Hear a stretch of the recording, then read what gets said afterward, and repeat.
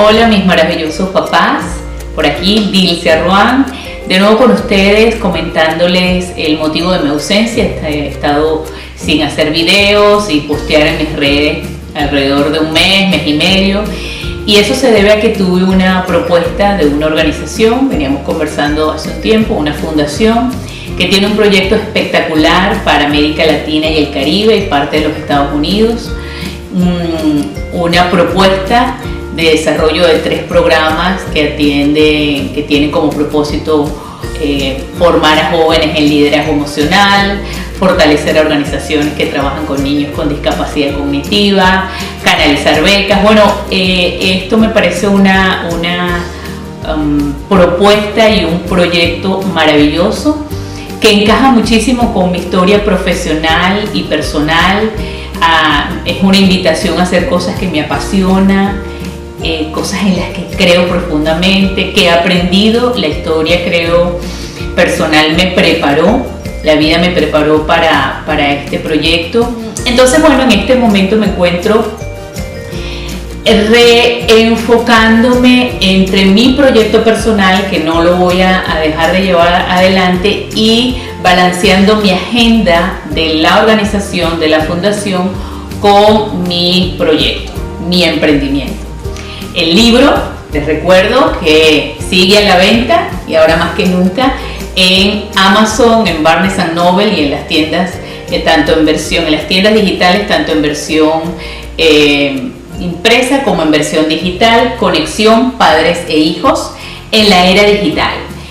Para mí este libro no es solamente producto de una investigación y producto de experiencia profesional, es algo en lo que creo profundamente, que es vital, esencial y además maravilloso tener relaciones profundas y sólidas con nuestros hijos. Eso es lo que va a determinar su destino y su futuro. Lo otro que les quiero comentar, que bueno, aquellos que lean el libro y aquellas personas que me sigan en las redes, tengo la posibilidad de acompañarles si a través de un correo electrónico ustedes quieren comentarme alguna situación o alguna experiencia.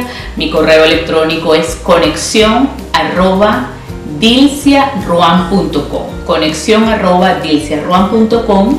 Allí con gusto puedo responder preguntas. Además de que si están interesados en tener una entrevista, tener una conversación, plantear alguna necesidad o alguna situación, estoy totalmente a la orden. No importa el lugar donde te encuentres en el planeta, tenemos la tecnología que nos acerca y con solo ponernos de acuerdo un día y hora que nos sirva, nos podemos encontrar.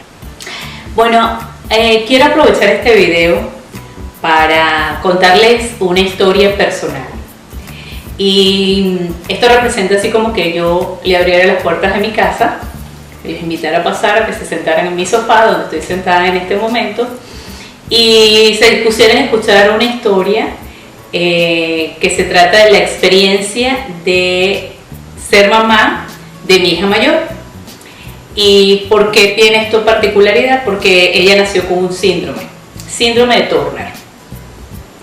Y esta ha sido una experiencia que nos marcó como familia, me marcó como mujer, como mamá, y me marcó obviamente desde lo positivo, ha sido una bendición. Lo cual no significa que no haya sido duro, no haya sido momentos oscuros o difíciles. Les cuento, el día que nació mi hija Andrea, hace 22 años, ella nació en medio de unas circunstancias. Mi esposo había tenido un accidente cuando yo tenía 5 meses de embarazo, un accidente en moto casi fatal. No fue fatal porque Dios no lo quiso así, porque todo el diagnóstico y todas las circunstancias era para que en ese momento él partiera. En el momento de nacer, el pediatra que asistió al parto me dice que él recomienda que se haga un examen genético. Acabada de llegar yo a la habitación a las pocas horas, que él observa en su chequeo en el momento de nacer que ella tiene algunas características propias de las chicas que nacen con síndrome de Turner. Digo chicas porque es un síndrome que se da solo en las hembras. Y él recomienda que se haga un estudio genético porque eso nos va a ayudar a confirmar su diagnóstico, que después de un mes podemos hacerlo, y nos indica la doctora con la que lo íbamos a hacer. Efectivamente, fue confirmado que Andrea había nacido con síndrome de Turner. Esto es un síndrome que tiene varias características, sin embargo las más relevantes pudiéramos decir que son baja talla, la estatura máxima que alcanza una chica con síndrome de Turner es 1,20 m, 1,30 m si no recibe tratamiento con hormona de crecimiento, y tienen distintas situaciones. Una puede ser problemas cardiovasculares, renales, pues hay distintas proporciones de situaciones dependiendo del caso de la chica. Hay una característica también predominante que es la espalda. En la caja torácica se desarrolla un poco más grande, son como anchas. El cuello, hay un pliegue de piel en la parte de atrás, lo cual hace que el cuello sea más ancho de lo normal y pareciera como que no hubiese como mucha separación en el cuello. Entonces eso hace más pronunciado la baja estatura. Entonces, bueno, algunos elementos estéticos y otros internos que pudieran estar presentes de acuerdo al caso. El punto es que uno va entendiendo la condición y la situación en la medida que va pasando el tiempo. Por experiencias previas en mi vida ya yo había entendido que a veces las pruebas, a veces las dificultades no tienen un porqué, ahora sí siempre tienen un para qué. Y a lo largo de todo este tiempo, aun cuando fue muy duro, digamos, una parte importante de su infancia estuvo presente un proceso de tratamiento de hormona de crecimiento que había que inyectarla todos los días, y cuando comenzó el tratamiento no sabíamos por cuánto tiempo iba a ser, pero sí sabíamos que iba a ser por años, porque el tiempo del tratamiento de hormona de crecimiento lo determinaba la respuesta de su organismo a la hormona. Si ella crecía, pues más rápidamente iba a terminar más pronto el tratamiento, si no, pues iba a ser más prolongado. Nos costó tomar la decisión porque ya en su historia, desde muy bebé, había tenido que hacer muchos estudios, muchos exámenes. Las inyecciones para ella eran absolutamente traumáticas, entonces la decisión si hacíamos el tratamiento no, fueron dilemas tras dilemas por muchos años. Cuando tuvo 9 años de edad, 9, 10 años de edad, tuvo un chequeo médico por orientación de nuestra médico, que fue una maravilla, la endocrino, que siempre estuvo acompañándonos en el proceso. Nos recomendó hacer un chequeo cardiovascular. Luego el chequeo fue confirmado que tenía una coartación aórtica, que eso es como que tuviera una cintura, una estrechez en la vena aorta. Esto implicaba que sus extremidades inferiores tenían poca irrigación de sangre, se cansaba al correr, para hacer deporte le costaba mucho. De la coartación aórtica fue la gota que rebasó. Desde que Andrea nació, lloré, oré, y no lloras por pobrecita yo, sino lloras porque dices, ¿cómo puedo evitar que sufra? ¿Cómo puedo evitar que padezca el tema de estar en tratamientos y en exámenes médicos? Sufras porque sufre. Entonces, pensar en que tenía que ser operada del corazón, que tenía que someterse a otra experiencia compleja, yo dije, ya, no entiendo, Dios, no entiendo. Y dije, voy a hacer un ayuno y no voy a parar este ayuno hasta entender el para qué de esto. Esto tiene que tener un para qué. Porque a los que amamos a Dios, todas las cosas nos ayudan a bien.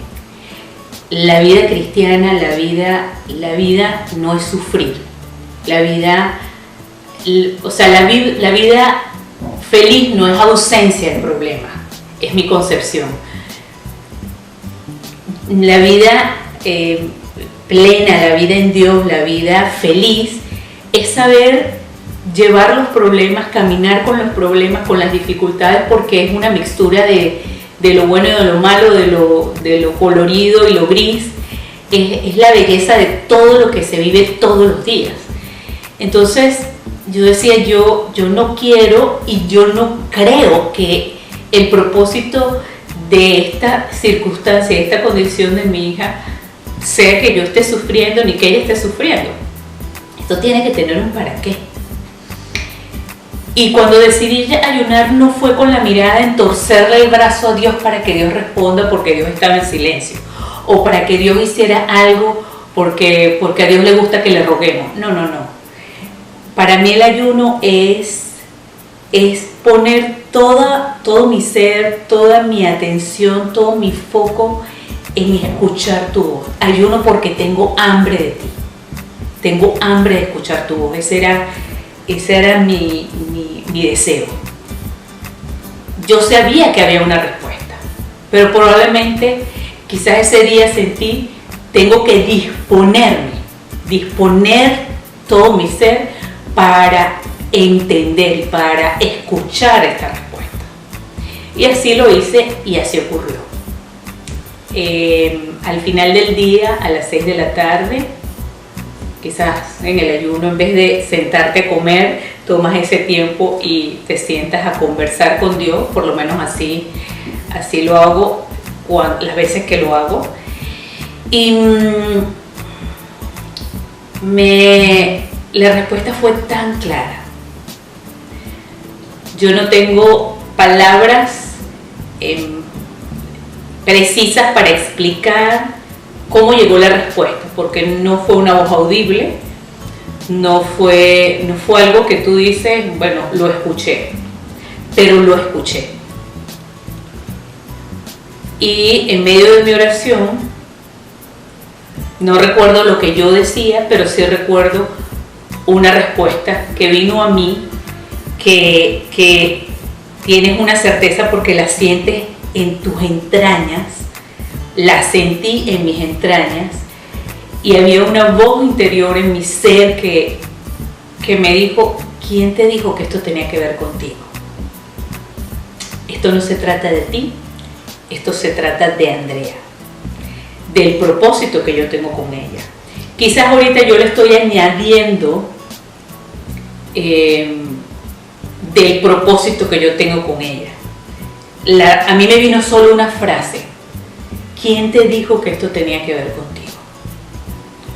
Quizás poniéndolo en nuestro lenguaje, pero yo sentí con claridad que lo que Andrea había nacido con una condición porque había un propósito, hay un propósito con ella, con su vida, y que el proceso personal por el que ella estaba pasando era parte de la preparación para lo que ella le tocará hacer, que no lo sé.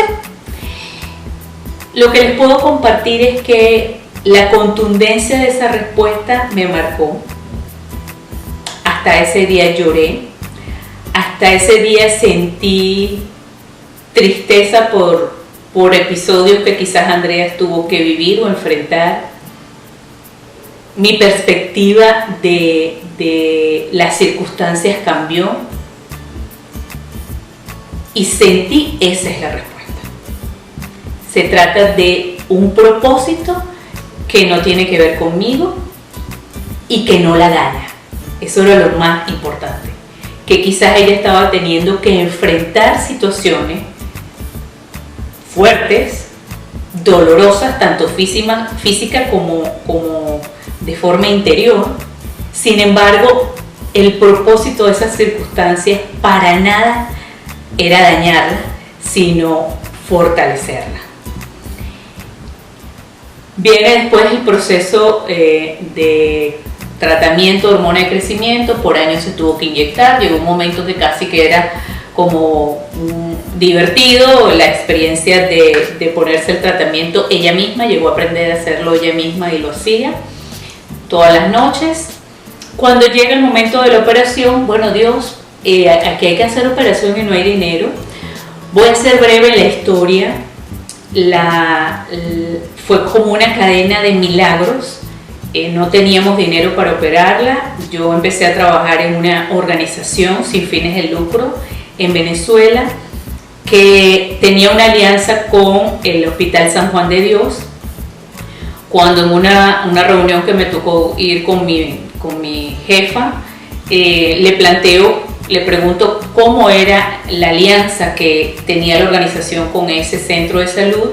Me explicó que era una alianza específicamente con el departamento, con la unidad de cardiología infantil. Primera respuesta, porque era específicamente el área en la que yo de la que tenía necesidad. Esa misma noche había un cóctel al que ella me invitó.